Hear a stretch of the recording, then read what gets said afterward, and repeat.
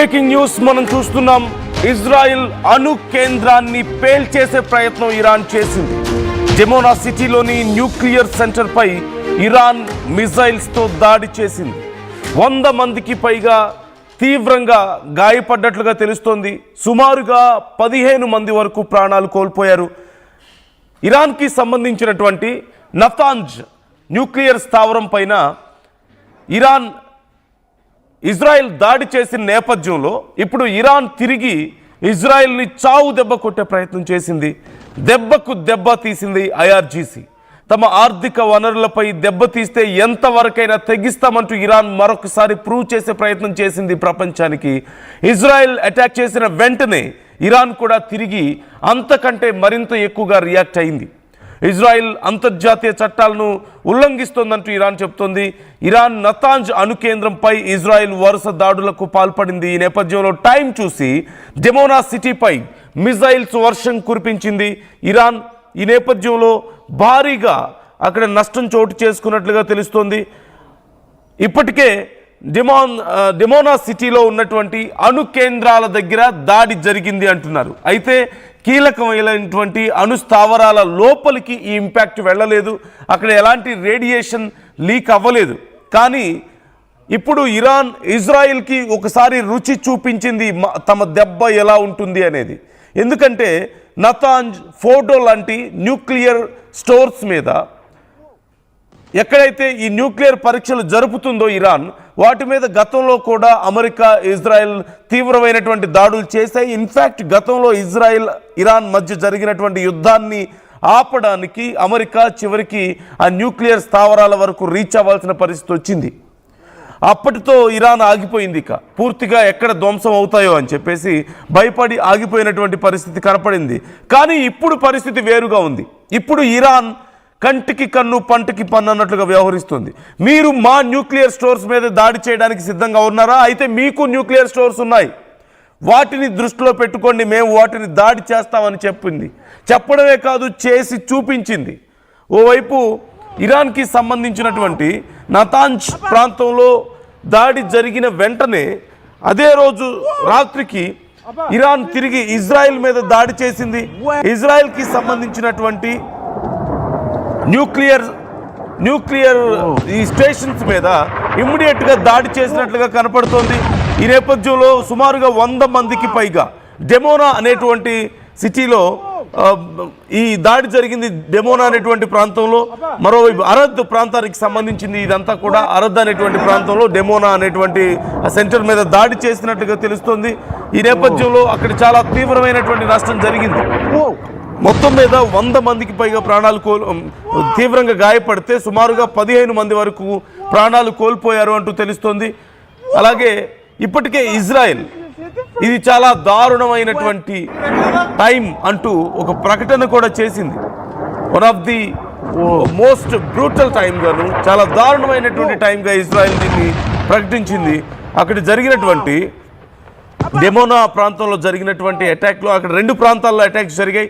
ఈ డెమోనా ప్రాంతంలో జరిగినటువంటి అటాక్లో 39 మంది తీవ్రంగా గాయపడ్డారు. అండ్ ఒక 10 ఏళ్ల బాబు కూడా ఇప్పటికే ప్రాణాలు కోల్పోయినట్టుగా తెలుస్తుంది. అలాగే మరోవైపు అరద్ ప్రాంతంలో జరిగినటువంటి దాడిలో 88 మంది 88 మందికి తీవ్రంగా గాయాలయ్యాయి. 10 మందికి పైగా ప్రాణాలు కోల్పోయినట్లుగా తెలుస్తుంది. ఇలా ఓవరాల్గా 100 మందికి పైగా తీవ్రంగా గాయపడితే సుమారుగా 10 మందికి పైగా 15 మంది వరకు ప్రాణాలు కోల్పోయినట్లుగా తెలుస్తుంది. Difficult evening for Israel. And again మేము మళ్ళీ తిరిగి దాడులు చేస్తాం. And again promise to continue attacking Iran. అంటే ఇవి చాలా దారుణమైనటువంటి సమయం ఇజ్రాయెల్కి అంటూ నెతన్యాహునే ప్రకటించారు. అలాగే తిరిగి మేము దీనికి ప్రతీకార దాడులు చేస్తామంటూ ఇజ్రాయెల్ ప్రకటించారు. అంటే యుద్ధం ఏ స్థాయి వరకు వెళ్తుంది అనేది ఒకసారి మనం చూడొచ్చు. ఒకరి మీద ఒకరు దాడులు చేసుకుంటున్నారు. వాళ్ళ యొక్క ఆర్మీ క్యాంప్స్ని ధ్వంసం చేసుకుంటున్నారు. లేదంటే కీలకమైనటువంటి హోటల్స్, ఇలాంటి ప్రాంతాలను కూడా ధ్వంసం చేస్తూ వస్తున్నారు. అంటే ఆర్థిక పరమైనటువంటి వనరుల్ని దెబ్బతీస్తూ వస్తున్నారు. మరోవైపు చాలా కీలకమైనటువంటి సైనిక స్థావరాలని దెబ్బతీసుకుంటారు. అంతవరకు ఓకే. కానీ సామాన్య ప్రజలని దెబ్బ కొట్టేలా ఇప్పుడు మనం చూసాం ఇజ్రాయెల్లో ఒక మసీదు మీద ఇరాన్ దాడి చేయడాన్ని మనం చూసాం రంజాన్ రోజే. అలాగే ఇరాన్లో చిన్న పిల్లలు ఉండేటువంటి ప్రాంతాల మీద ఒక అనాథాశ్రమం మీద మొదట్లో అమెరికా బలగాలు దాడి చేయడం మనం చూసాం. ఇలా సామాన్య ప్రజలు సైతం ప్రాణాలు కోల్పోతున్నటువంటి పరిస్థితి కనపడుతుంది. ఇప్పటి వరకు సుమారుగా ఇజ్రాయెల్ చేసినటువంటి అటాక్లో ఇజ్రాయెల్ చేసిన అటాక్లో ఇరాన్లో సుమారుగా 1500 నుంచి 2000 మంది వరకు ప్రాణాలు కోల్పోయారంటూ తెలుస్తుంటే అఫీషియల్ వస్తున్నటువంటి కౌంట్ ఇది. అన్అఫీషియల్గా ఇంకా పెద్ద ఎత్తున కౌంట్ ఉండే అవకాశం ఉందంటున్నారు. మరోవైపు 200 మంది చిన్నపిల్లలే ప్రాణాలు కోల్పోవడాన్ని మనం చూసాం. చిన్నపిల్లలు ఉన్నటువంటి ప్రాంతం మీద ఇజ్రాయెల్ దాడులు చేయడాన్ని మనం చూసాం. ఈ నేపథ్యంలో ఇప్పుడు ఇరాన్ కూడా చాలా దారుణమైనటువంటి దాడులుగా వీటిని అప్పుడు చెప్పింది. ఇప్పుడు డెమోనా అండ్ అరాద్ ప్రాంతాల మీద దాడులు చేసింది.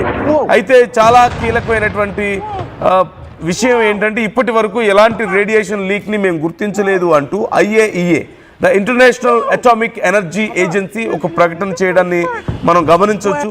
ఇప్పటి వరకు అక్కడ న్యూక్లియర్ ఫెసిలిటీ ఇన్సైడ్ దెబ్బతిన్నట్లుగా కానీ అలాగే ఎలాంటి రేడియేషన్ లీక్ అయినట్లుగా కానీ సమాచారం లేదు మాకు అంటూ IAEA ప్రకటించింది. The international atomic energy agency ప్రకటించడాన్ని మనం చూస్తున్నాం.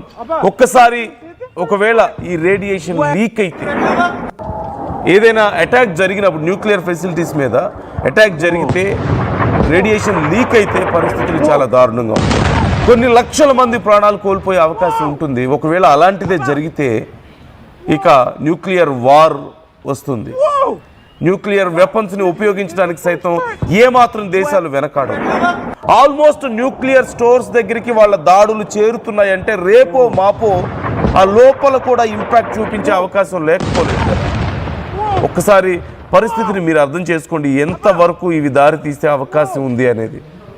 ఒక్కసారి ఈ రేడియేషన్ కనుక లీక్ అయితే ఎయిర్లో, సాయిల్లో, వాటర్లో ఈ రేడియేషన్ కనుక స్ప్రెడ్ అయితే కొన్ని శతాబ్దాల పాటు అక్కడ బూడిద మాత్రమే జరుగుతుంది.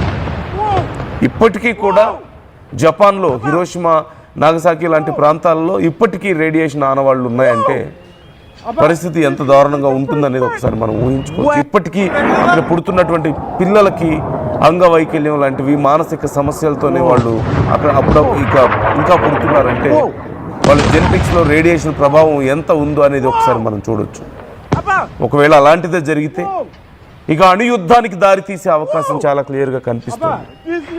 ఒకసారి మనం చెర్నోబిల్ ఘటనని గుర్తు చేసుకోవచ్చు. రేడియేషన్ లీక్ అయితే ఏం జరుగుతుంది అనేది గుర్తు చేసుకోవచ్చు. మరోవైపు ఫుకుషిమా న్యూక్లియర్ డిజాస్టర్ని కూడా మనం గుర్తు చేసుకోవచ్చు. ఎంత దారుణంగా జరుగుతుంది. న్యూక్లియర్ వెపన్స్ ఉపయోగిస్తే కాదు, అనుకోకుండా కొంత